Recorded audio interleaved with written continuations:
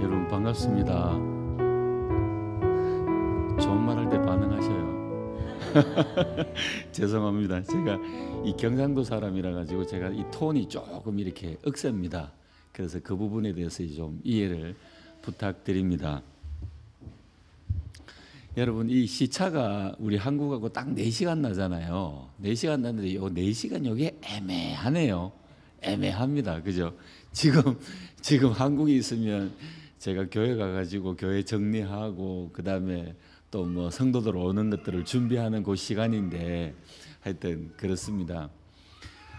저희 어머니가 92세를 사시고 우리 한 2년 전에 소천하셨습니다. 그래서 참 저희 어머니가 이 IMF란다. 그 코로나를 겪으면서 이렇게 혼자 있는 시간, 저희 어머니는 평생 이 교회를 100m 이상 떠나보지 않았던 것 같아요. 그래서 어머니 늘 소원은, 어머니는 제가 이제 목사가 되고 그다음에 저희 아들이 낳고 손자 손녀를 키우면서 마지막에 명호야, 나는 이제 저기 교회 가까이 가고 싶다 이렇게 늘 말씀하셨어요. 그리고 난 뒤에 제가 이제 선교지로 떠나면서 저희 어머니가 이렇게 어머니 소원인 것처럼 교회 한 이렇게 평방 한 200m, 그다음에 또 100m, 마지막으로 50m를 이렇게 딱 두고, 그리고 코로나 조금 지나고 그러니까 어머니가 평생 교회를 가까이 가셨는데 마지막에는 또 그 병원에, 그 교회는 의사분들이 많아요. 그러다 보니까 뭐 70 이상 나이 드신 분들은 오지 마라 그러더라고요. 근데 어머니는 늘 가고 싶어 했는데, 물론 어떤 그렇게 결정했던 교회의 결정도 이해하겠지만 어머니는 결국 가지 못하시고 그렇게 계시면서 늘 그냥 안타까워 하셨어요. 그리고 난 뒤에 제가 마지막으로 이렇게 가시면서 제가 어머니를 위해서 늘 그렇게 기도했어요. 하나님, 우리 어머니 하늘 가는 길이 밝은 길이 되게 해주십시오. 제가 그걸 기도를 많이 했거든요. 그래서 이렇게 뭔가 복된 죽음, 복된 하늘나라 가는 길 이래였으면 좋겠는데, 참 만약에 좀 그런 것도 있잖아요. 만약에 이렇게 아픈데 병원에 오래 계시면 어머니도 아픔이고 우리 자녀들도 좀 아픔이잖아요. 그래서 하나님 복된 죽음이 되게 해달라고 그렇게 늘 그렇게 기도했었는데, 그래서 저희 어머니가 이렇게 돌아가시기 한 보름 전에 이렇게 갑자기 병원에 입원하시게 되셨어요. 입원하시게 되면서, 그리고 난 뒤에 참 감사한 것은 이렇게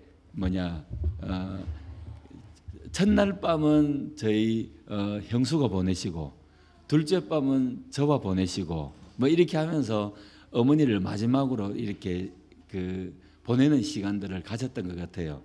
그런데 어머니가 조금 이렇게 치매기도 조금 있으시고, 그래서 이렇게 어머니한테 가니까 이렇게 병상에 이렇게 손이 이렇게 묶여져 있는 거예요.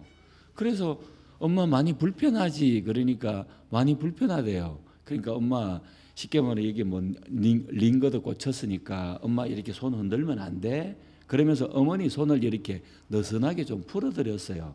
그러니까 어머니가 아들 물을 먹고 싶다 이러는 거예요. 근데 이렇게 일 밖에 세워드릴 수도 없고 하니까, 그러면 엄마 지금 이렇게 컵을 하면 엄마가 목이 이렇게 막힐 수도 있으니까 조금 있어 보라고 이러니까, 요즘 들어서 우리가 커피를 먹을 때 이렇게 빨대입니까? 빨대 이렇게 큰 거 말고 한국에 있을란지 모르겠다만 조그만한 때 두 줄로 연결돼 가지고 이렇게 하는 그 빨대가 있잖아요. 스트로크입니까? 여러분, 제가 이래봬도 제가 영문과를 나왔거든요. 그래서 뭐 이상한 발음 하더라도 좀 이해해 주시면 고맙겠습니다.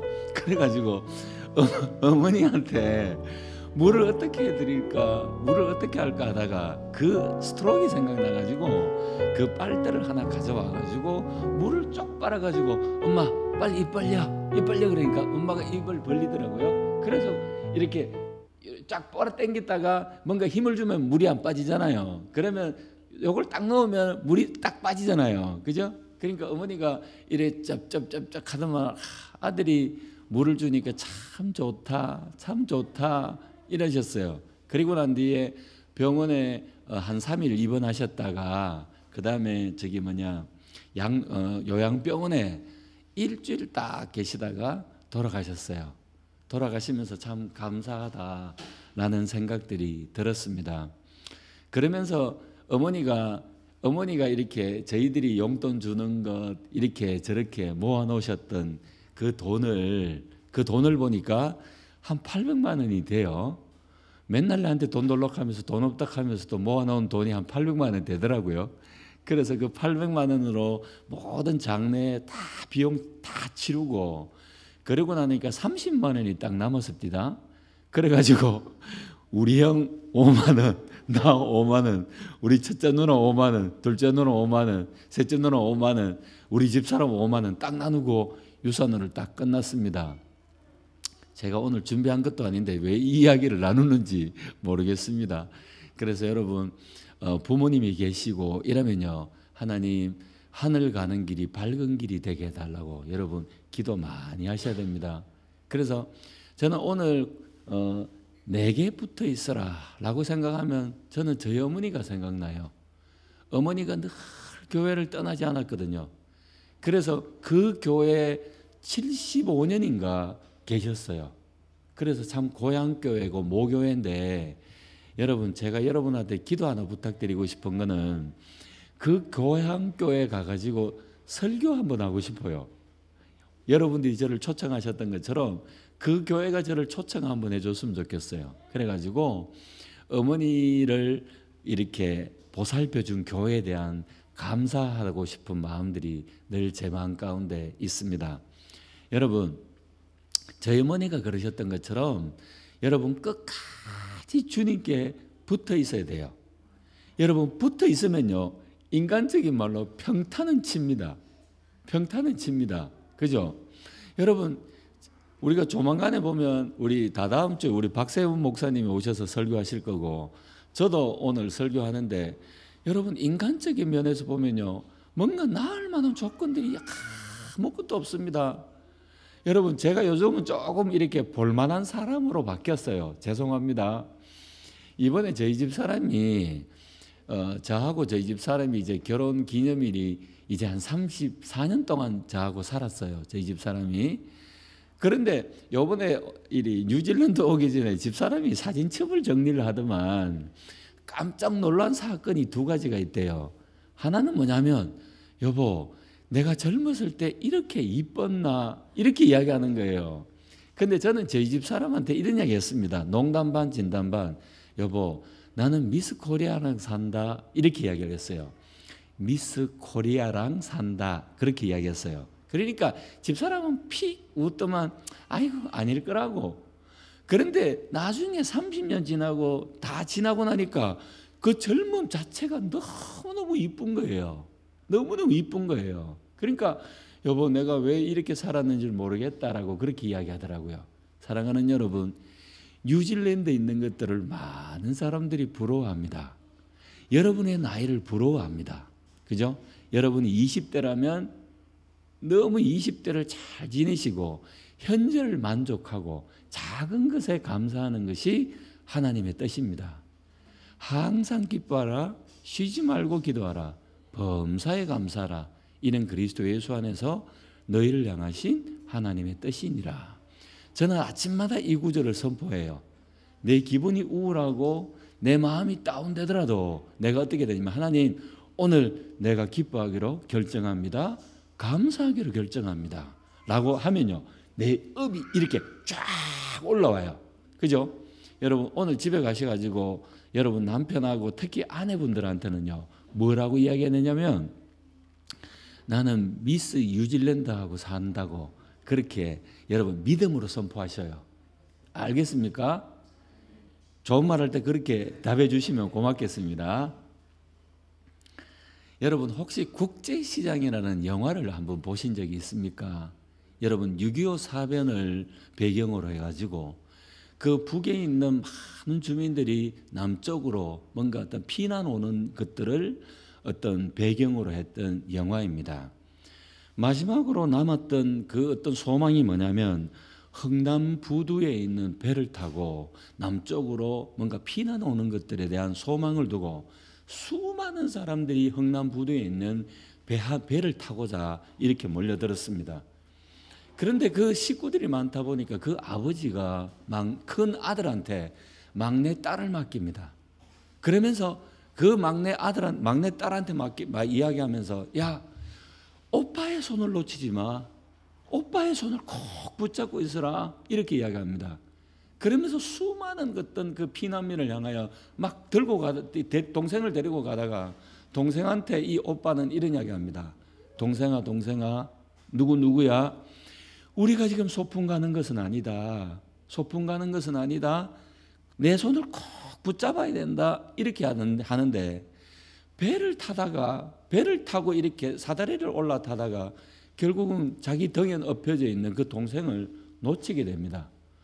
놓치게 되면서 그 사실을 알았던 그 아버지가 뭔가 내가 다시 갈 테니까, 동생을 찾아갈 테니까 너는 이 엄마나 동생들을 챙겨라 라는 이야기를 듣고 그 가족은 결국은 이산가족이 됩니다.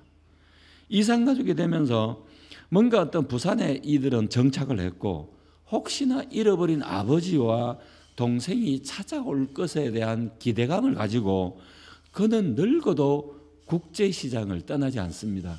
바로 그런 내용이 국제시장이라는 내용입니다. 저는 보면 볼수록 가슴이 애틋해요. 여러분, 요즘 들어서 여러분은 보실지 안 보실지 모르시겠지만 폭삭 소가수다라는 그 드라마가 있잖아요. 그 드라마는 참 내 마음에 있는 눈물을 자극하는 것 같아요. 그죠? 목사님, 저는 교회를 열심히 다니기 때문에 텔레비를 가까이 하지 않고 주님을 가까이 합니다. 이렇게 하시는 분이 있더라도 저는 꼭 그 드라마는 한번 보셨으면 좋겠어요.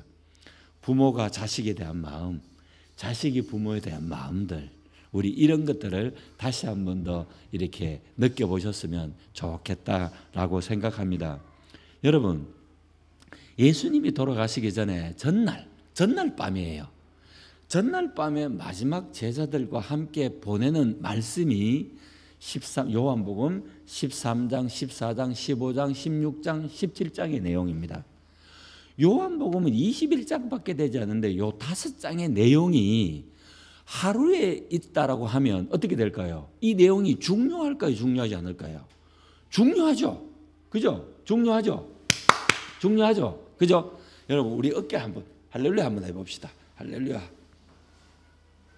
제가 좀 멍합니다. 죄송합니다. 그래서 이 13장, 14장, 15장, 16장, 17장 이 5장이 너무너무 중요한 거예요.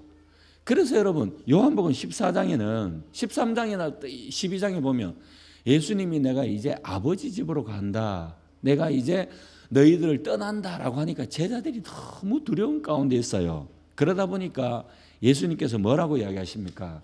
너희는 마음에 근심하지 말라. 너희는 마음에 근심하지 말라.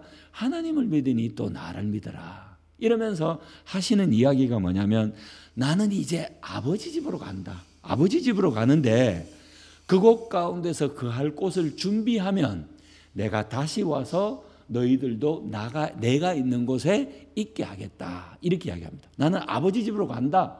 그런데 아버지 집으로 내가 이제 가는데 너희들이 아버지 집으로 올 수 있는 유일한 길과 유일한 방법은 나를 통한 방법뿐이다. 이렇게 이야기하면서 예수님이 유명한 말씀을 하셔요. 어떻게 말씀하십니까?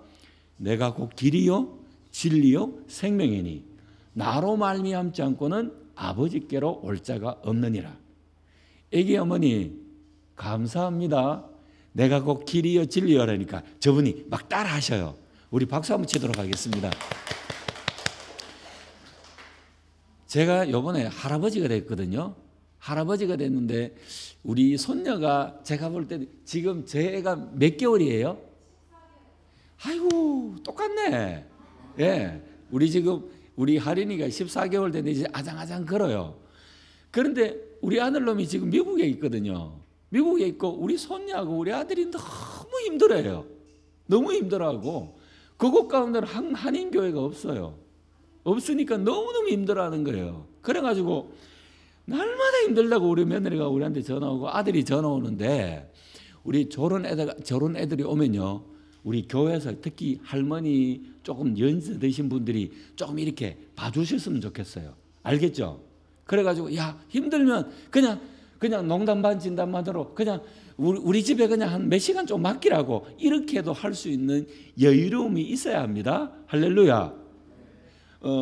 요분 아멘 했거든요. 요 맡기십시오. 아시겠죠? 여러분 이게 농담 반 진담 반입니다. 그래가지고 한 번씩은 추울 때 미역국도 끓여 가시고 맛있는 것도 더 대접하고 이렇게, 그죠? 주고받는 어떤 그 음식 가운데 여러분 마음이 이렇게 쏟아납니다. 할렐루야. 내가 지금 아버지 집으로 간다. 아버지 집으로 갈 수 있는 유일한 길은 나를 통한 방법뿐이다. 내가 길이요 진리요 생명이니 나로 말미암지 않고는 아버지께로 올 자가 없다. 이렇게 이야기하는 거예요. 여러분 그 아버지 집에 우리는 결국은 우리가 이 생을 마치고 아버지 집으로 돌아갑니다. 아버지 집은요 환대함이 있습니다. 요번에 저희 아들이 이제 학교 선생인데 6월 달 되면 이제 한국으로 우리 손녀를 데리고 옵니다. 지금부터요. 지금 이제 한 2달 남았는데 우리 집 사람 난리 났습니다. 집 청소하고요. 그러고 난데 너희들 뭐 먹고 싶니? 1번부터 10번까지 리스트를 쫙 적어놓고요. 난리가 난 거예요. 자, 그런 것처럼 우리가 이 생을 마치고 아버지 집으로 갈 때는 아버지 집에 환대함이 있습니다. 탕자가 아버지 집으로 돌아올 때 그 아버지는요 아무 소리를 하지 않게 하고 송아지 한 마리를 잡습니다. 여러분 송아지 한 마리를 잡겠다는 소리는 뭐, 송아지 한 마리를 잡으면 여러분 어떻게 될까요? 우리 오버플로잉에 그 기쁨이 오버플로잉 하겠죠. 먹는 것이 오버플로잉 하겠죠. 여러분 송아지 한 마리를 잡는다는 것은 뭐냐면 적어도 200명 300명이 먹어요. 그러면 뭐죠? 동네 잔치를 벌이겠다는 소리예요. 우리가 하늘나라 갔을 때 아버지 집으로 갔을 때 그 아버지 집에는 환대함이 있습니다. 풍성함이 있습니다. 그리고 난 뒤에 어떠죠?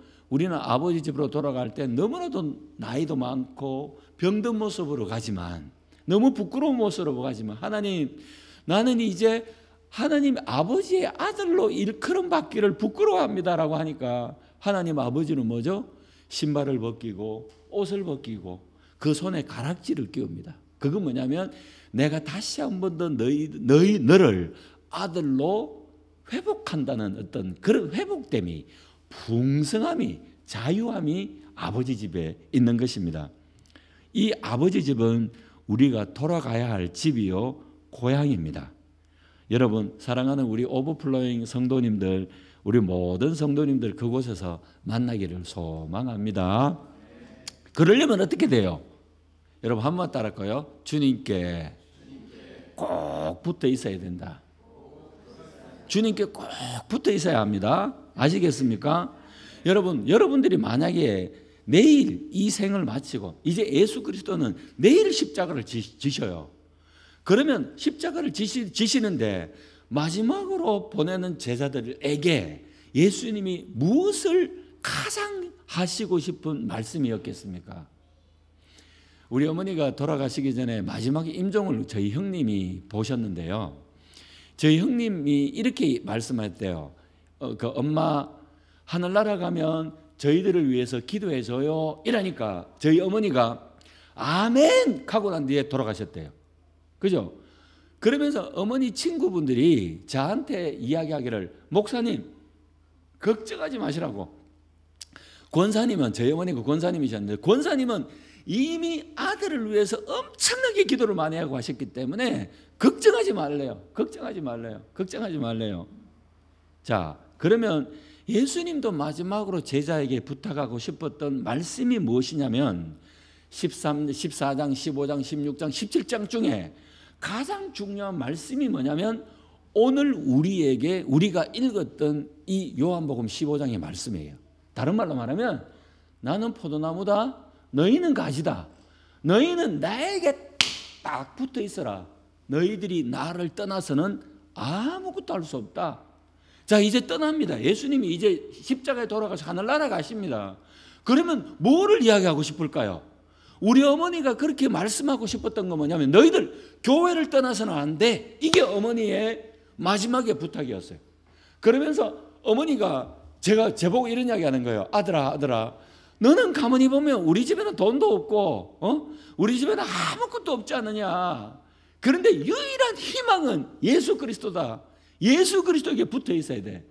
이렇게 교회를 떠나서는 안 돼. 이렇게 어머니가 마지막으로 말씀하고 싶었던 것처럼 예수님도 이제 내일이면 십자가를 지시는데 그러면 제자들한테 마지막으로 하고 싶었던 이야기가 뭐냐면 너희들이 3번 부인하고 너희들이 나를 저주하면서 떠난다 하더라도 너희들이 다시 한 번 더 돌아오면 돼. 실수할 수도 있어. 실패할 수도 있어. 그러나 결단코 나를 떠나서는 되지 않아 라고 말하면서 마지막으로 하시는 말씀이 나는 포도나무다. 그리고 너희는 가지다. 가지가 포도나무를 떠나서는 아무것도 할 수 없는 것처럼 나에게 딱 붙어 있어라. 이렇게 말씀하시는 것 같아요. 여러분, 그런데요, 요한복음 15장에는 예수님을 포도나무다라고 말하면서 포도나무 앞에 뭐라고 이야기합니까? 1절 한번 볼까요? 나는 뭐요? 무슨 포도나무? 참 포도나무래요. 참 포도나무래요. 여러분, 목사님들 중에서도 오버플로잉 교회 목사님은 참 목사님이셔요.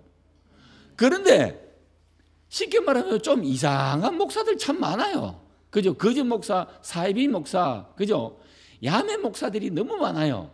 특히 예를 들어서 신천지에 속한 목회자들은 다 그 야매 목사예요. 그러니까 예수님을 왜 자신을 참 포도나무라고 이야기하냐면, 야, 참 포도나무인 예수께 딱 붙어 있어야지만이 너희들이 참 생명을 누릴 수가 있다. 이렇게 이야기하는 거예요. 그죠? 여러분, 쓸데없는 이상한 데 가가지고 붙어 있으면 안 돼요. 알겠습니까? 옆에 있는 사람한테 이런 이야기 합시다. 쓸데없이 자꾸 다른 데 붙어 있지 말라고. 빨리요. 빨리 이야기하셔요. 그죠? 그래서 잘 붙어 있어야 되는 거야. 그러니까 어디에 붙어 있어야 된다고요? 예수님께 붙어 있어야지만이 우리는 아버지 집으로 갈 수 있는 거예요. 여러분, 한번 따라 합시다. 내가 곧 길이요 진리요 생명이니 나로 말미암지 않고는 아버지 집으로 갈 수 없다. 여러분 믿습니까? 다른 건 몰라도 이거만 뻘건 붙잡으셔요. 뻘건. 자, 여러분들한테 적용될 만한 것들을 하나 꼭 말씀드리고 싶은 것 중에 하나는 뭐냐면, 요즘 들어서 제가 일어나면요, 딱 일어나면 하는 것이 있어요. 그게 뭐냐면, 주는 그리스도시요 살아계신 하나님의 아들입니다. 그리고 또다시 외치는 말이 있어요. 여호와는 나의 목자시니 내게 부족함이 없습니다. 이렇게 해요. 여러분, 요 정도는 다 외우시잖아요. 아침에 일어나가지고 여러분 이런 선포로 시작 한번 해보십시오. 그러면 놀라운 은혜가 있어요. 놀라운 은혜가 있어요. 아니면 항상 기뻐하라, 쉬지 말고 기도하라, 범사에 감사하라. 이는 그리스도 예수 안에서 너희를 향하시는 하나님의 뜻이니라. 저희 어머니는 날마다 일어나가지고 이렇게 한대요. 여호와는 이명호 목사의 목자시니 이명호에게는 조금도 부족함이 없습니다. 그러면서 손자 손녀들의 이름을 다 불러가면서 기도하는 거예요. 우리 자식들이 있죠. 우리 할아버지 할머니들이 있죠. 예비 할머니들이 있죠. 그러면 자식들을 위해서 기도하면서 아침마다 그렇게 선포하는 거예요. 여러분, 분명코 그런 은혜가 있습니다. 우리 사랑하는 자매님도 그렇게 하셔요. 아시겠죠? 그렇게 하는 거예요. 자, 그런데 참 포도나무다라는 것은 뭐냐면, 요한복음은요 가장 많은 말이 생명이라는 단어예요. 생명이라는 단어가 한 90번이 나온대요. 그런데 내가 참 포도나무다라고 말하는 것들은 뭐냐면, 너희들이 참 생명을 얻을 수 있는 것은 오직 예수 그리스도 뿐이다. 이 말인 거예요. 그죠? 여러분, 우리가 예수 그리스도를 믿습니다. 예수 그리스도를 나의 구주, 나의 하나님으로 믿으면 사도 바울의 어떤 언급에 의하면 뭐냐면, 우리는 참 포도나무이신 예수 그리스도에게 접붙임을 받았대요. 접붙임을 받았대요. 그러니까 여러분, 저는 여러분 접붙임이라는 걸 잘 모르죠. 그죠? 우리가 보통 보면 예를 들어서 시골에 가면요, 쉽게 말하면 뭐 이런 나무 저런 나무를 접붙여 가지고 뭔가 새로운 열매를 이렇게 하더라고요. 그런 것처럼 우리는 예수 그리스도에게 접붙임을 받은 존재예요. 그래서 예수님한테 진액과 풍성한 영양분을 받고 생명을 받은 존재가 되었다. 바로 그것이 뭐냐면 예수 그리스도의 생명으로 연합한 존재가 되었다. 이런 뜻이라는 겁니다. 그런데요, 저는 오늘 이 말씀도 저한테 와닿았지만 우리 자매님 1절 다시 한 번만 보여주실래요? 1절. 나는 참 포도나무요. 그 다음에 뭐죠? 한번 읽어보시죠. 시작. 내 아버지는 농부래요. 저는 이 말씀이 저한테 들어왔어요. 아, 예수 그리스도가 참 포도나무이시구나. 두 번째는 하나님이 농부시구나. 그런데 농부이신 아버지가 하는 일이 2절이에요. 여러분 2절 한 번만 읽어주실래요?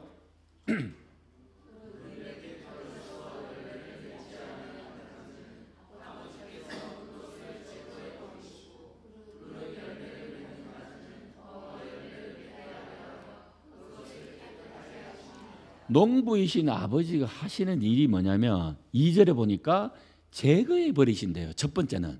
두 번째는 뭐냐면 깨끗하게 하신대요. 자, 농부이신 아버지가 첫 번째로 하시는 것들이 뭐냐면 제거해 버리신대요. 두 번째는 뭐냐면 깨끗하게 하신대요. 여러분, 저는 청년 시절에 요한복음 15장 2절을 보면 예수님이, 하나님이, 농부신 하나님이 열매를 맺지 못하면 제거해 버리신다. 이러니까요, 제 마음 가운데 두려운 마음이 막 생기기 시작하는 거예요. 야, 하나님이 뭔가 어떤 제거해 버리신대. 내가 열심히 살지 못하면, 열매를 맺지 못하면 제거해 버리신다. 이런 생각들이 들어가지고 은근히 하나님 앞에 나가기가 두려운 거예요. 그런데 여러분, 제거해 버리신다라는 이 원문의 뜻이 어떤 뜻이냐면 들어 올리신다라는 뜻이 있어요. 들어 올리신다. 여러분, 우리가 포도나무를 한번 생각해 봅시다. 포도나무는요, 이 나무가 이렇게 있으면 어떻게 됩니까? 가지를 이렇게 올립니다. 땅바닥이 하지 않는 거예요. 근데 그게 요즘 현대의 농법이고 예수님 당시의 농법은 뭐냐면 땅에 그대로 이렇게 놔둔답니다. 그러면 어떻게 됩니까? 어떻게 됩니까? 이 포도가 이게 자라야 되는데 땅바닥에 있으면 포도 열매가 어떻게 돼요? 땅바닥에 이렇게 있으면 짓물러 버려요. 그리고 또 하나는 세균에 감염되다 보면 열매를 맺지 못하는 거예요. 그러면 농부이신 아버지가 그 포도나무를 제거하신다. 이 말은 가지를 제거하신다. 이 말은 뭐냐면 쉽게 말하면 들어 올리는 거예요. 들어 올려가지고 이렇게 줄기들이, 가지들이 있지 않습니까? 이것들을 쉽게 말하면 요즘 들어서 이렇게 높은 곳에 이렇게 얽어준다든가 이러면 어떻게 돼요? 햇볕을 보게 하면 열매를 쭉 맺게끔 하시는 것처럼 우리가 열매를 맺지 못할 때 하나님이 딱 제거하시는 것이 아니고 뭐냐면 잘 맺도록 좋은 환경 가운데 만들어 주시기 위해서 들어주시면서 땅바닥에서 들어주시면서 햇볕을 보도록 하신다. 이게 뭐냐면 제거하신다는 뜻이에요. 목사님 아닌 것 같은데요, 이런 표정으로 저를 보지 마셔요. 그죠? 저도 여러분 성경 많이 봤습니다. 그러니까 이런 뜻도 있고 저런 뜻도 있는데 저는 제가 볼 때는 이런 뜻이 더 적합한 해석인 것 같아요. 그러면 두 번째는 뭐죠? 하나님께서 하시는 것은 뭐냐? 깨끗하게 해주신대요. 깨끗하게 해주시는데 이걸 뭐냐면 가지치기다, 이렇게 보면 됩니다. 저는 요즘 들어서 있지 않습니까? 새로운 취미가 하나 생겼어요. 새로운 취미가 하나 생겼는데 저는 개인적인 소원이 어떤 것이냐면요, 제가 은퇴를 하고 만약에 조금 이렇게 땅이 있는 집으로 이사 가고 싶다. 거기 가서 저는 하고 싶은 게 뭐냐면 이 비닐하우스를 하나 만들어 보는 게 저는 제 소원이에요. 그리고 비닐하우스를 땅을 판다든지 이래가지고 뭔가 조그만 농사를 한번 지어보는 게 제 개인적인 소원이에요. 상추도 심고 가조도 심고 고추도 심고 맛있는 것도 좀 심어가지고 성도들 오면 이렇게 상추를 탁탁 해가지고 이렇게 낼름낼름 먹는 게 제 작은 소원이거든요. 그죠? 그런데 요번에 제가 집을 옮겼는데 요즘 들어서 지었던 빌라에 뭐냐면 옥상에 올라가면요, 텃밭이 한 집에 하나씩 줘요. 그런데 저희 빌라가 한 10집 정도 되는데 젊은 사람들이 많다 보니까 농사를 안 지어요. 그래가지고 어떻게 됐냐면 제가 한 5개 정도를 농사를 짓습니다. 여러분 여기 있지 않습니까? 이 배추를 심었는데요. 정말 어떠면서 우리 집이 배추와 무를 심었는데 김장을 담을 정도로 여러분 그렇게 나왔어요. 여러분 여름 되면 제가 요번에 한국 돌아가면 이제 또 거름을 주고 또 심으려고 하는데요. 깻잎을 하나 심잖아요. 깻잎을 하나 심으면 요 깻잎을 통해서 얼마나 많은 이렇게 잎이 자라는 줄 모릅니다. 그런데 이 잎이 쭉쭉 뻗어가지고 큰 잎을 맺도록 하려면 어떻게 되냐면 밑에 있는 장가지를 뽑아줘야 돼요. 장가지를 이렇게 뽑아줄 때 어떠면서 쭉쭉 자라고 많이 자라는 거예요. 자, 우리가 하나님께서 농부이신 아버지께서 우리에게 쉽게 말하면 더 열매를 많이 맺도록 더 성장하도록 장가지들을 하나님이 가지치기를 해주시는 거예요. 가지치기를 해주시는 게 그게 뭐냐면 제거하신다는 거예요. 그죠? 여러분 우리가 어떤 면에서 열매를 맺을 수 있도록 우리에게 가지치기를 하는 것들 중에 어떤 것이 있습니까? 안 좋은 습관들에 대한 가지를 치셔요. 그리고 안 좋은 환경들, 안 좋은 관계들 이런 것들을 하나님이 치시는 거예요. 치심으로 말미암아 많은 열매를 맺도록 해주시는 거예요. 죄송합니다, 집사님. 저한테 물 조금 한 모금만 좀 주실 수 있어요? 예, 죄송합니다. 자, 농부이신 하나님이 무엇을 한다고요? 첫 번째 뭐를 한다? 제거하신다. 제거하신다는 뜻이 뭐라 그랬습니까? 들어 올린다는 거예요. 두 번째는 깨끗하게 하신다. 깨끗하게 하신다는 뜻이 뭡니까? 가지치기를 하는 거예요. 그래서 농부이신 하나님이 우리를 깨끗하게 하시고 가지를 쳐셔서 많은 열매를 맺게 하시는 거예요. 그런데 사랑하는 여러분, 요한복음을 가만히 보면요, 열매가 있지 않습니까? 열매는 우리가 생각하는 성품의 열매입니다. 감사합니다. 제가 물 한 모금 마실게요. 제가 좀 목사 같지 않죠? 그죠? 그 오버플로잉 목사님이 참 목사님이신 것처럼 저도 참 목사님입니다. 무슨 이야기 하려고 하다 있겠지? 아니 모르겠습니다. 제가 잊어버렸습니다. 자, 한번 봐요. 열매인데요. 이 열매는요 거의 성품의 열매예요. 성품의 열매. 여러분 제가 이제 딱 우리 한국 나라에 60이 됐는데요. 60이 되니까 사람이 허물허물해져요. 그래서 신앙이 좋다라고 말하는 분들이 연세가 드시면서 깐깐해지는 거 그거요. 조심해야 돼요. 조심해야 돼요. 그래서 내가 열매를 많이 맺지 못하는구나 이렇게 생각하시면 돼요.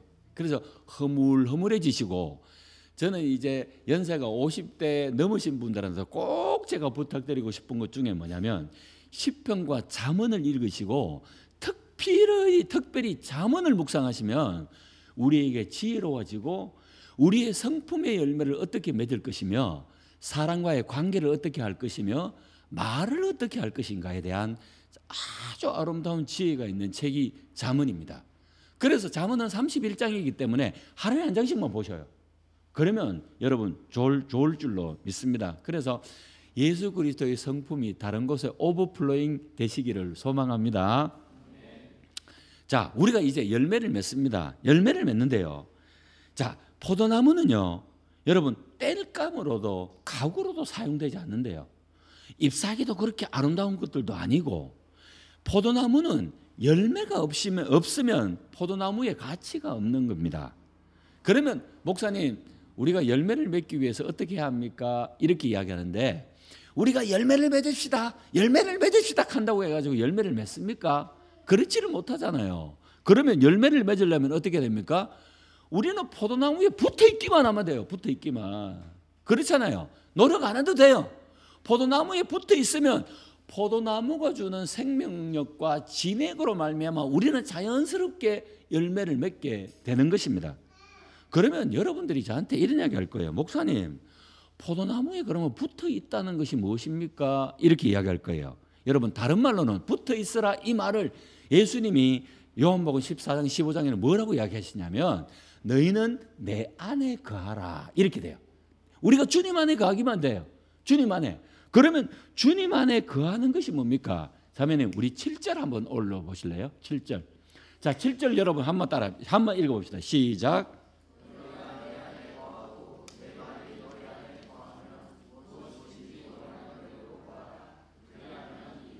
요 7절 요거 계속 좀 그대로 해놓으십시오.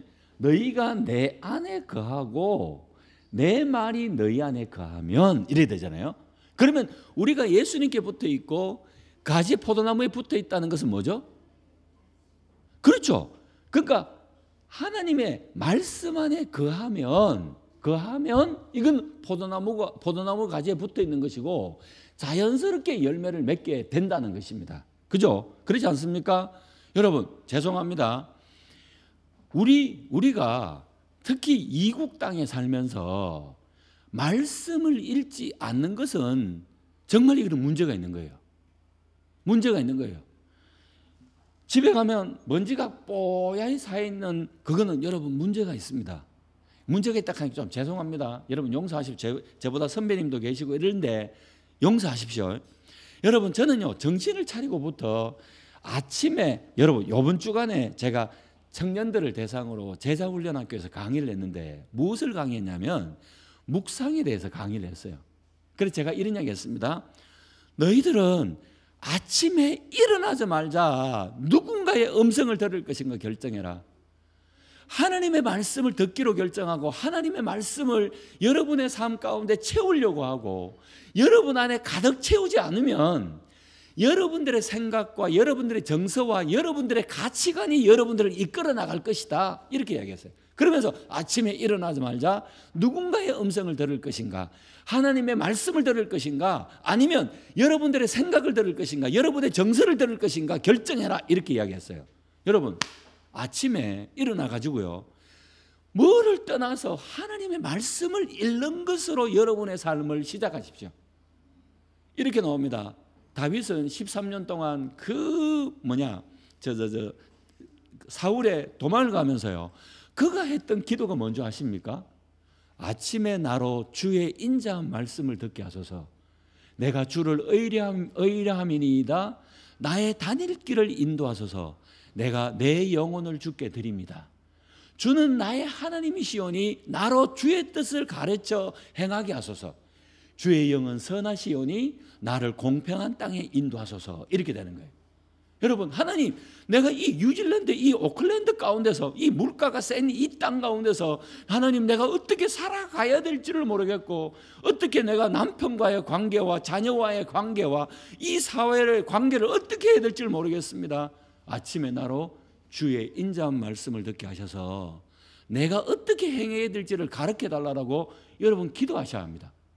그리고 그 말씀대로 생각하고 그 말씀대로 살고 그 말씀대로 순종해 나갈 때 어떻게 된다고요? 이것이 뭐냐면 주님께 붙어 있는 것이 되는 것입니다. 주님께 붙어 있는 것이 되고 주님께 붙어 있으면 어떻게 되는 거예요? 열매는 자연스럽게 맺어지는 거예요. 맺어지는 거예요. 여러분 믿습니까? 그래가지고 괜히 그렇게 정죄하지는 마십시오. 이명호 목사님이 아침에 일어나자마자 했는데 당신은 일어나자마자 폭삭 속았수다 그것만 보면 되냐고 이렇게는 이야기하지 마셔요. 그렇지만 여러분 가급적으로 그렇게 자녀들한테 그런 모습을 보여주십시오. 우리 어머니는 우리 아버지는 아침마다 일어나서 하나님의 지혜를 구하고 있는 사람이구나 라는 것들을 보여주십시오. 여러분 말씀을 읽지 않는 여러분들을 제가 정죄하는 사람이 절대 아닙니다. 꼭 그렇게 하시면 열매를 맺게 되고 자녀들도 동일하게 여러분 제가 볼 때 농사 중에 가장 어려운 농사가 오이 농사가 아니고 자식 농사입니다. 근데 자식 농사는요 하나님의 은혜가 있어야 돼요. 여호와께서 집을 세우지 아니하시면 세우는 자의 수고가 헛되고 여호와께서 성을 지키지 아니하시면 파수꾼에 깨어 있음이 헛되도다. 너희가 아침 일찍 일어나고 늦게 누우며 수고의 떡을 먹음이 헛되도다. 모든 것이 헛되는 거예요. 여러분 시편 127편이 누가 지었을까요? 누가 지었을까요? 솔로몬이 지었어요. 솔로몬이 지었는데 나중에 다 흥청망청 살고 보니까 정말 하나님이 세우지 않으면 헛되다라는 것들을 깨닫거든요. 그러니까 헛되다라고 이야기하는 거예요. 여러분, 우리 자녀들이 하나님이 세우셔야 돼요. 하나님이 세우시도록 계속 기도하고 또 그런 모습을 보여야 될 줄로 믿습니다. 여러분, 그래서 있지 않습니까? 그러니까 하나님, 나는 내 뜻대로 살고 싶지 않아요. 하나님이 뜻대로 살고 싶어요. 그래서 하나님, 저는 그래서 많은 열매를 맺고 싶어요. 이렇게 기도하면서 말씀을 읽고 그 말씀대로 가르친 대로 살아가실 때 우리 가운데는 풍성한 열매가 있을 줄로 믿습니다. 두 번째는 뭐냐면 붙어 있다는 것이 뭔가라고 말할 때는요, 여러분 한번 봐요. 이 7절에 너희가 내 안에 가고 내 말이 너희 안에 가하면 무엇이든지 뭐라고요? 원하는 대로 구하라. 그러면 이루리라는 거예요. 그러면 두 번째로 붙어 있다는 것이 뭐예요? 기도하는 거예요. 기도하는 거예요. 기도할 때 하나님께 붙어 있는 거예요. 여러분, 말씀을 읽지 않습니까? 그리고 난 뒤에 이 말씀을 가지고 기도하는 거예요. 하나님 도와달라고 기도하는 거예요. 그게 뭐냐면 여러분, 붙어 있는 거예요. 여러분 믿습니까? 그리고 우리는 기도를 통해서, 말씀을 통해서 우리가 주님께로부터 풍성한 진액과 생명을 이어받을 때 우리는 넉넉하게 승리할 수 있고 열매를 구할 수가 있다는 거예요. 사랑하는 여러분, 저는 여러분들한테 3시간 기도하라고 말씀드리고 싶지 않아요. 저는 좀 죄송합니다. 저는 그렇게 기도를 오래 못해요. 예를 들어서 복삭 소가수다 이런 것들은요, 2-3% 보더라도 전혀 지겹지 않는데, 기도 한 10분 하고 나면요, 꼭 이렇게 뒤로 쳐다봅니다. 몇 분 지났지? 아이고, 5분밖에 안 지났네. 이런 사람이에요. 여러분, 5분 하면 어떻습니까? 10분 하면 어떻습니까? 3시간 하라고 말할 때 누구를 위한 3시간입니까? 여러분, 10분도 괜찮아요. 온 마음을 쏟아놓고 하나님 앞에, 여러분 앞에 마음을 토해 놓는 거예요. 여러분, 제가 강남에 있는 개포동이라는 교회를 제가 담임하고 있는데요. 저희들도 자그마한 교회예요. 자그마한 교회인데 여러분, 저희들도 한 20-30명 정도밖에 되지 않아요. 근데 때로는 좀 부흥시키고도 싶은데 잘 안 돼요. 그리고 참 죄송합니다. 요즘 현대 사람들이 작은 교회를 안 가려고 해요. 안 가려고 해요. 그렇다면 작은 교회는 작은 교회에 맞는 충분한 장점을 살려야 돼요. 우리들 나름의 충분한 장점을 살리고 사랑하고 기도해주고 조그만 아이가 있으면 우리들의 할머니가 되고 할아버지가 되는 거예요. 그래서 우리 집사님 중에 나이 연세가 많으신 분들은 뭐냐면, 우리도 아이가 둘이 있거든. 조그만 아이가 둘이 있거든요. 둘이가 있는데 매주일마다 간식 사와요. 그러니까 아이고 누구야 간식 주는 거예요. 여러분들한테 간식 사오라고 말씀드리는 건 아닙니다. 그렇지만 기도할 때 간식 사가야 되겠다 싶으면 사가셔요. 그래가지고 뭔가 우리 교회는, 이 오버플로잉 교회만큼의 장점이 있어요. 장점이. 우리 교회는 우리 교회 나름의 장점이 있고. 근데 제가 볼 때는요, 말씀을 들으러 오는 것보다는 우리는 점심을 맛있게 먹거든요. 저는 제 생각에는 말씀을 통해서 은혜가 흘러나가지만 저는 음식을 통해서 저는 이게 나가야 된다고 생각해요. 저는 막 모지래고 이런 것들은 저는 병적으로 싫어합니다. 그래서 막 음식이 모지랜다 이러면 그 주간에 음식 준비했는 사람은 자꾸 상담을 해야 돼요. 그죠? 그러니까 목사님 죄송하다고 눈물 뚝뚝 흘리고 다음에는 절대로 남기시면 안 됩니다. 모지르면 안 된다고 제가 이렇게 이야기합니다. 무슨 이야기 하려고 하지? 그런데요, 지금 12시 15분이에요. 지금 12시 15분이에요. 12시가 마쳐야 되는 거 아니에요? 12시 반까지요. 그러면 축도하고 마치도록 하겠습니다. 자, 이런 거예요. 그래가지고 여러분, 제가 기도하는데 제가 하나님 앞에 기도합니다. 하나님, 우리 제발 좀, 제가 지금 원래 목표는 한 30명이 되는 거거든요. 30명은 좀 돼야 되지 않겠습니까? 한 50명은 돼야 되지 않겠습니까? 제가 이제 은퇴할 때 한 10년 남았는데 한 150명 정도는 돼야 되지 않겠습니까? 이렇게 기도하는 것들이 잘 나오지가 않아요. 왜냐하면 구하여도 얻지 못하면 잘못 구하였다 했으니까 뭔가 하나님이 기뻐하지 않는 기도인가 이렇게 생각할 때가 있는 거예요. 그런데 사랑하는 여러분, 제가 어느 날 책을 보는데요, 하나님이 저한테 이야기하시는 것 같았어요. 제가 그거를 읽어드릴까요 말까요? 그냥 축도하고 마칠까요? 제가 한번 읽어드릴게요. 자, 나의 자녀야, 마음 편히 내가 원하는 것을 말해보렴. 너가 편안한 삶을 살고 싶어하는 것 당연한 것이란다. 미리 앞서 너의 기도를 판단하지 말아라. 이 기도를 하나님이 기뻐하실까? 너무 육적인 기도가 아닐까? 미리 판단하지 말래요. 자매님, 미리 판단하지 말래요. 집사님, 미리 판단하지 말래요. 하나님 50평 아파트를 달라고 기도하는 거, 여러분 그거 잘못된 기도다. 여러분 미리 판단하지 말래요. 그죠? 그래서 너가 욕심이라고 말하는 기도마저 너는 사랑스럽단다.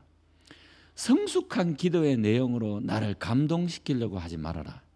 내 앞에서만큼은 속 깊은 자녀가 될 필요가 없단다.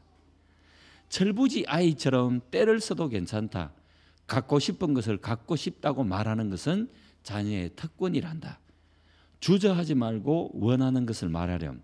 나는 너의 모든 필요를 채우시는 하나님이란다. 사랑한다. 나의 아들, 나의 딸아. 이렇게 이야기하는 거예요. 여러분 절대로 하나님 앞에 나가서 이야기하는 것들, 여러분 성숙된 말로 뭔가 표현이 좋은 말로 여러분 염려하지 마십시오. 여러분들이 원하시는 것, 여러분 그 하나님 앞에 나아가서 마음껏 이야기하십시오. 마음껏 이야기하십시오. 마음껏 이야기하십시오. 그러면서 정말 하나님이 원하는 대로 살고 싶다라고 기도하십시오. 하나님, 우리 오버플로잉 교회가 재정이 오버플로잉이 되게 해주십시오. 하나님, 많은 인원들이 오버플로잉 되게 하시고 사랑으로 오버플로잉 되게 하십시오. 여러분, 하나님이 그걸 기뻐하셔요. 네 그 잘못된 기도다 이렇게 꼬질꼬질한 하나님이 아닌 거예요. 하나님 앞에 나가실 때 여러분의 기도를 판단하지 마십시오. 기도하십시오. 그리고 하나님의 뜻대로 살고 싶다고 묵상하면서 아침에 말씀하신 그 기도를 기도하십시오. 그러면 어떻게 된다고요? 하나님의 생명이 우리 가운데 쭉 올 줄로 믿습니다. 여러분 용서하십시오. 제가 예수전도단을 한 15년 정도 사역을 하고 교회로 교회 사역한 지 지금 10년 정도 됐는데요.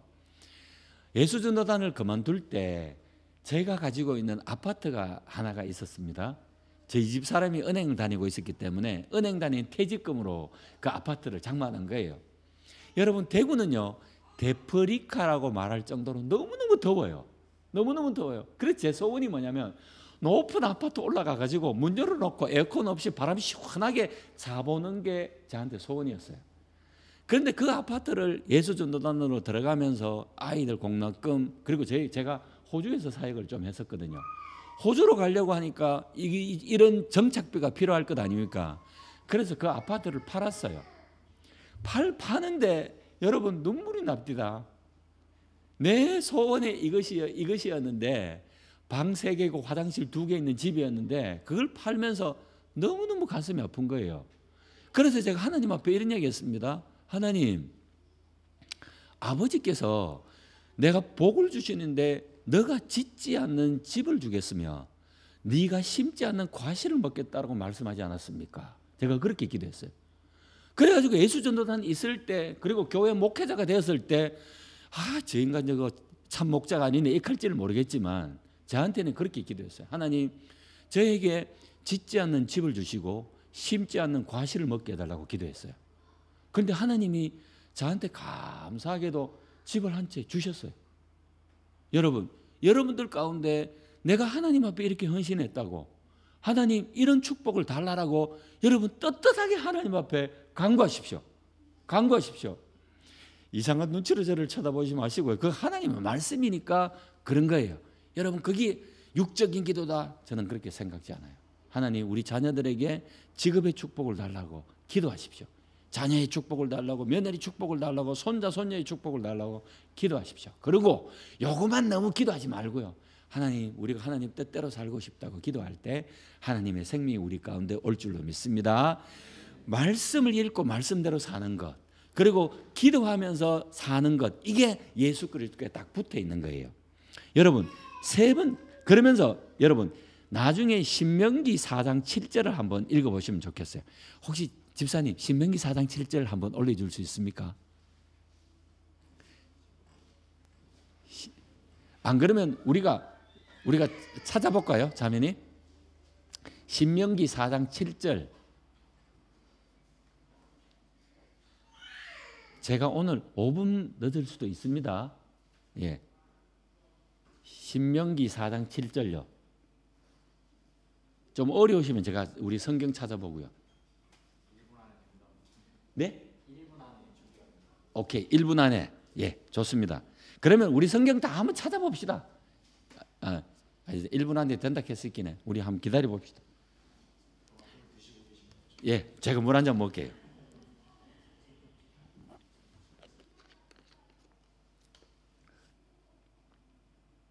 여러분 신명기 4장 7절은 요 정도는 여러분 다 외워 주셨으면 좋겠습니다. 신명기 4장 7절.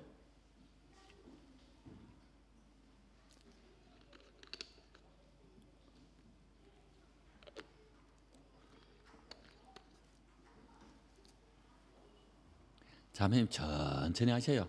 괜찮습니다. 오케이. 감사합니다. 우리 박수 한번 치겠습니다. 자, 신명기 4장 7절 다 같이 한번 읽어봅시다. 시작.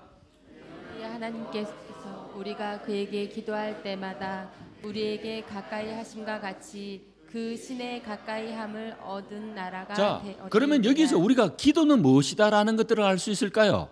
기도는 무엇이다? 뭘까요? 하나님을 가까이 하는 거예요.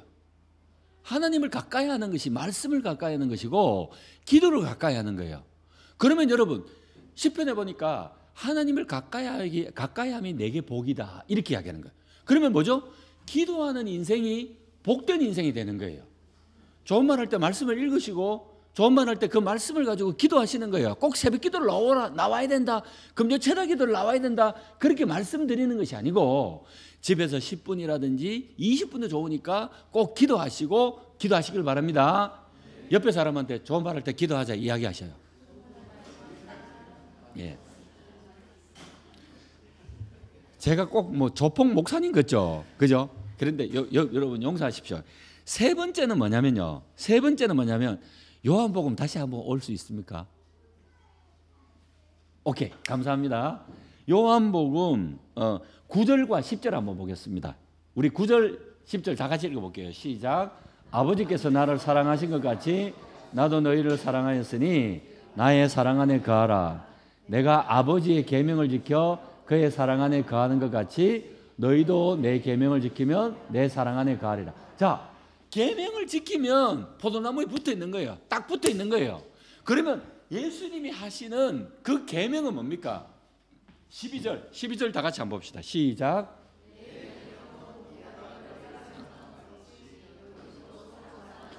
자, 포도나무에 딱 붙어 있는 것은 뭐냐면 말씀대로 사는 것, 기도하는 것, 또 뭐죠?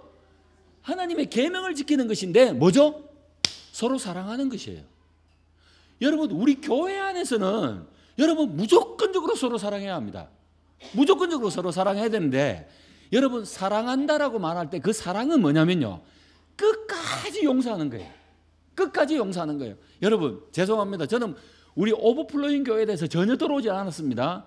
나이 드신 분들은요 나 때에 대해서 이야기하지 않아야 돼요. 내 때는 어떻게 했는데 젊은 사람들이 그렇다고 이야기하지 않아야 돼요. 그리고 요즘 들어서 특히 목회자들이 조심해야 될 첫 번째는 뭐냐면 자신의 정체적인 색깔들을 드러내지 않는 거예요. 그래가지고 뭐 어떠니 저떠니 여러분 가족들 안에서도 그런 이야기를 하지 않으셔야 돼요. 그러니까 우리 교회 안에서 젊은 사람한테 뭐 어떠니 저떠니 여러분 그렇게 하지 않으셔야 돼요. 여러분 아시겠습니까? 절대로 그렇게 하시면 안 되고 젊으신 분들도 동일하게 그렇게 하시면 안 되는 거예요. 제가 이번에 유튜브를 보면서 가장 가슴이 찬하게 와닿았던 프랑스 올림픽을 가장 감동 깊게 했던 것들 이라면서 유튜브에 올라온 내용이 있습니다. 거기 보니까 제가 보여드리려고 하다가 조금 이렇게 좀 죄송합니다. 자매님들의 좀 짧은 이렇게 수영복을 입어가지고 좀 어색하다 싶어서 제가 못했는데요. 집에 가서 여러분 나중에 한번 찾아보시길 바랍니다. 여자들이 비치 발리볼 결승이 붙은 거예요. 결승이 붙었는데 브라질하고 캐나다가 붙었는데 게임 스코어 1대1이었어요. 한 게임만 이기면 금메달이에요. 그런데 스코어를 보니까 15점을 먼저 따야 되는데 11대8로 캐나다가 지고 있었던 거예요. 그런데 하다가 둘이가 싸움이 붙었어요. 막 쉽게 말하면 막 욕도 하고 막 저주고 붙고 막 그 이쁜 자매들이 막 써노서노 하니까 심판이 자매님 레이디스 막 이런 이야기 하더라고요. 그러니까 도저히 심판이 안 되겠는가 둘이를 다 불러가지고 경고를 줬어요. 경고를 주니까 어떻게 돼요? 분위기가 싸해질 것 아닙니까? 그런데 그 경기장을 주관하고 있었던 음악 감독이 음악을 하나 딱 틀어줍니다. 틀어주니까 분위기가 확 다른 거예요. 자, 여러분들한테 질문하겠습니다. 그 음악 감독이 틀어줬던 음악이 뭘까요? 뭐 보혈을 지나 뭐 이런 찬양이었을까요? 천국은 마치 뭐 감추이 뭐 이런 거였겠어요? 여러분 우리가 잘 아는 노래예요. 그 노래가 뭐냐면 무슨 노래일까요? 세훈 간사님 아십니까? 여러분 비틀즈의 이매진이라는 노래였어요. 그 존 레논이 불렀던 이매진이라는 노래를 경기장에 쫙 불러주니까 여러분 이 이매진이라는 이 노래의 배경을 혹시 아십니까? 예전에 74년도에 나왔던 킬링 필드라는 영화가 있습니다. 그 영화의 OST입니다. 여러분 킬링 필드라는 그거 뭐냐면 캄보디아에 폴폿이라는 정권이 들어와가지고 젊은 한 세대를 다 죽여버렸어요. 이 폴폿이 어떤 사람을 죽였냐면 지식층들은 다 죽여버렸어요. 안경 끼고 있는 사람 다 죽여버렸고요. 그리고 손을 보고 손에 깨끗한 사람은 다 죽여버렸어요. 그리고 난 뒤에 손자국을 보면서 볼펜 자국이 있는 사람들을 다 죽여버렸어요. 그래서 그 영화를 만들기를 캄보디아를 킬링 필드라 이렇게 불렸어요. 그런데 그 영화를 만들고 이 존 레논이 이매진이라는 노래를 부르면서 어떻게 되냐면 우리는 미움도 없고 싸움도 없고 다툼도 없는 이 세상을 상상해 봅시다. 이렇게 했는데 여러분 이 노래는 뭐냐면 서로 싸우지 말고 사랑하라는 그런 노래예요. 그러니까 노래가 쭉 나오니까 그 노래를 알고 있는 두 선수들이 너무 얼굴이 어색한 거예요. 그러면서 고개를 푹 수그리고 있는데 후렴구에 들어가니까 온 관중이 그 이매진 노래를 부르는 거예요. 이매진 노래를 부르니까 너무나도 정숙해지면서 따뜻해지면서 그러고 난 뒤에 이 캐나다 선수가 그 브라질 선수한테 가가지고 미안하다고 이러면서 아주 이제 아름답게 끝났던 그런 것이에요. 그러면서 프랑스 올림픽을 가장 아름답게 감동 있게 한 순간이다라고 그렇게 나오더라고요. 저는 그걸 보면서 야, 사람들은 사랑이 무엇인지 아는구나. 그리고 목말라 있고 그리워하는구나. 누군가가 실천해 주기를 기다리고 있구나라는 것들을 생각하게 되었습니다. 사랑하는 여러분, 하나님의 교회 안에서 사랑을 실천해야 합니다. 근데 여러분, 만약에 그러니까 남편한테 이런 이야기 합니다. 야, 아내하고 제발 싸우지 말아라. 싸우지 말아야 될 이유 중에 하나는 뭐냐면 너의 기도가 막혀 이렇게 합니다. 여러분 성도 중에 만약에 목회자하고 집사님하고 싸웠다 칩시다. 그러면 목사님 저걸 어떻게 아셨지? 저는 오버플로잉 교회 아무것도 몰라요. 들어보지도 않았어요. 이름도 여기 와가지고 오버플로잉이라는 걸 처음 들었거든요. 만약에 싸우면 어떻게 됩니까? 예배가 은혜롭습니까? 절대로 은혜롭지 않아요. 여러분 교회 안에서는 만약에 누군가가 실수하고 연약하다면 덮어줘야 되고 그리고 그분은 또 그 사람한테 가서 죄송하다고 잘못했다고 여러분 용서 구하고 덮어주는 것들이 우리 가운데 있을 때 어떻게 된다고요? 하나님의 열매가 생명의 열매가 하나님의 교회와 오버플레잉 교회 안에 풍성할 줄로 믿습니다. 그래서 우리는 끝까지 사랑해 줘야 되는 거예요. 여러분 저는요 붙어 있어라라고 말할 때 누가 생각이 나냐면 저는 그 룻기에 나오는 룻이 생각나요. 여러분 룻이 누굽니까? 이방 여인이었잖아요. 그 어머니였던 시어머니였던 나오미와 아비멜렉이 베들레헴에 흉년이 들었어요. 그러니까 먹고 살 것이 없으니까 그 가족을 다 이끌고 어디를 넘어가냐면 모압 땅이라는 곳에 이방 땅으로 갑니다. 그런데 얼마 지지 않아서 아비멜렉도 죽고 결혼시켰던 두 아들도 다 죽게 됩니다. 그러니까 눈물을 펑펑 흘리면서 나오미가 자기 며느리를 부르더만 야들아 이제 너그 친정집으로 돌아가라 이러니까 큰 며느리였던 오르반은 감사하면서 갔는데 이 룻은 그 어머니를 떠나지 않습니다. 그러면서 성경에는 뭐라고 이야기하냐면 오르반은 그의 시어머니에게 입맞추고 떠났지만 룻은 그 시어머니를 붙쫓았더라. 야, 붙쫓았더라 이렇게 해요. 그건 뭐냐면 붙어 떠나지 않았다는 거예요. 그러면서 어머니가 가라고 하니까 룻이 말하기를 이렇게 이야기합니다. 내가 어머니를 떠나며 어머니를 따르지 않고 돌아가라 강권하지 마소서.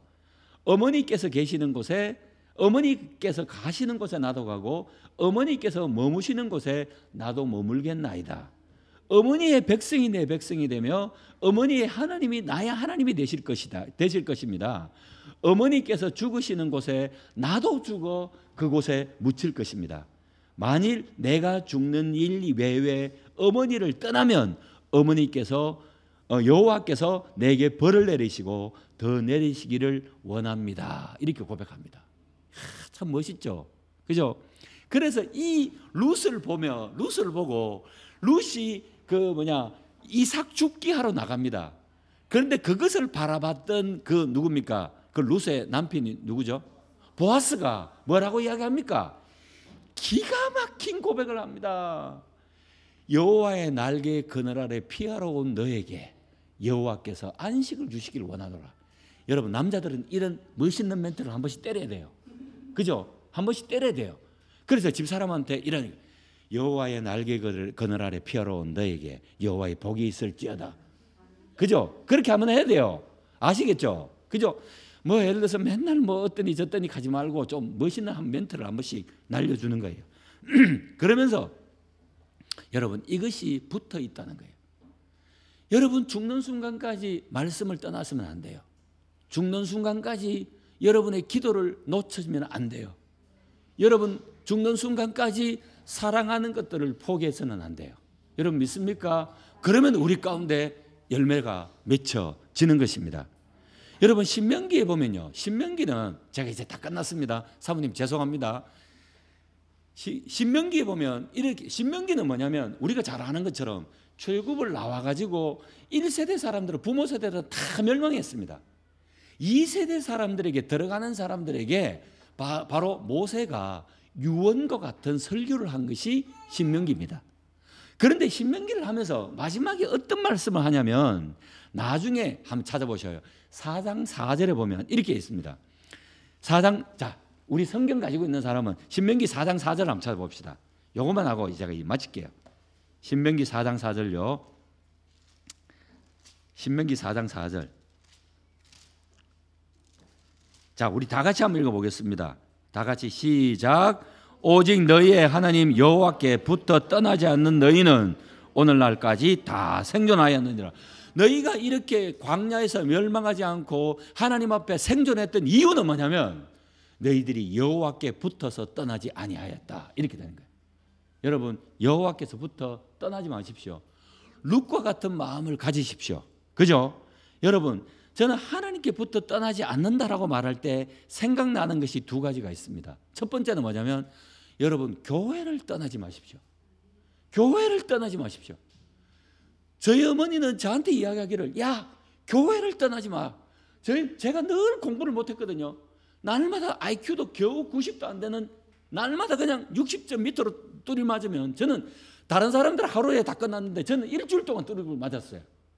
그런데 그 어머니가 내한테 이야기하는 건 뭐냐면 야 이명호 너는 너한테 우리 가정에 아무런 소망이 없어.